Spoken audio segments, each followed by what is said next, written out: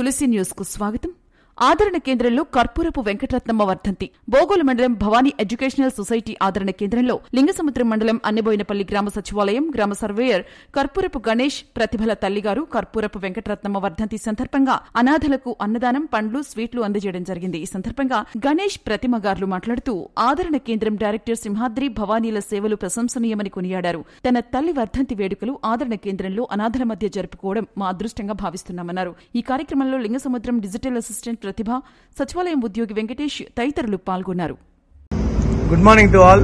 ఈరోజు Bhavani educational society ఆదరణ కేంద్రంలో కర్పూరపు రత్నమ్మ గారి వర్ధంతి సందర్భంగా ఆమె జ్ఞాపకార్థం వాళ్ళ కుమారుడు గణేష్, అలాగే కోడలు ప్రతిభ, అలాగే వాళ్ళ కొలీగ్ అయినటువంటి వెంకటేష్, వీళ్ళు మా లింగసముద్రం మండలంలో పనిచేసేటటువంటి సచివాలయం ఎంప్లాయీస్.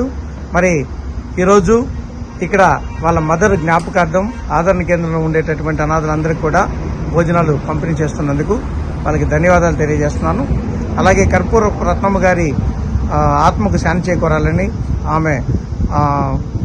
ఆమె ఆశీస్సులన్నీ కూడా వాళ్ళ కుటుంబానికి ఎల్లప్పుడూ ఉండాలని, అలాగే భగవంతుడి ఆశీర్వాదం గణేష్ ప్రతిమకు ఉండాలని చెప్పి కోరుకుంటూ ఈరోజు అనాథలందరికీ భోజనం అందజేస్తున్నందుకు ధన్యవాదాలు తెలియజేస్తున్నాను.